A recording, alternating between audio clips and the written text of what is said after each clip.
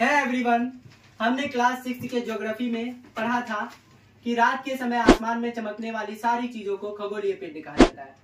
अब यहाँ एक क्वेश्चन आता है कि ये खगोलीय पिंड रात के समय ही आसमान में क्यों चमकते हैं। तो इसी चीज को अभी प्रैक्टिकली हम लोग करके देखने वाले हैं कि ये खगोलीय पिंड रात के ही समय आसमान में क्यों चमकते हैं। इसके लिए हमने बना लिया है एक मॉडल, ये बालवीर वाला टॉर्च और व्हाइट पेपर लपेटकर। तो आइए हम लोग देखते हैं कि खगोलीय पिंड रात के ही समय क्यों चमकते हैं। अब तुम लोग भी फोकस कर लो वॉल पे, है ना। लाइट ऑफ कर ले, क्या टॉर्च जला लिए। वॉल पे कुछ दिख रहा है? Yes sir. दिख रहा है व्हाइट पैच? हाँ। अब देखना, हम लाइट ऑन कर रहे हैं। अब दिख रहा है क्या? नो। अभी भी एक दिख रहा होगा, देखो। हाँ। इसको भी जला लेते हैं। अब दिख रहा है क्या? नहीं सर। दिख रहा है?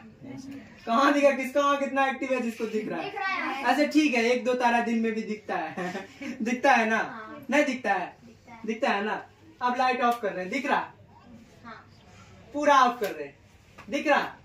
तो पूरे। हाँ, तो कोई भी है ना चमकने वाली चीजें हम लोगों को तब तक दिखाई देती है जब तक उससे ज्यादा चमकदार कोई चीज ना हो।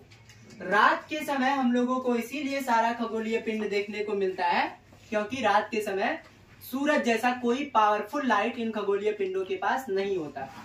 लेकिन दिन के समय सूरज क्योंकि सबसे ज्यादा पावरफुल लाइट रखती है, इसी वजह से बाकी के खगोलीय पिंड अपना प्रकाश नहीं दिखा पाते हैं। उम्मीद है ये कंसेप्ट आपको बहुत ही अच्छे से समझ में आया होगा। Thank you.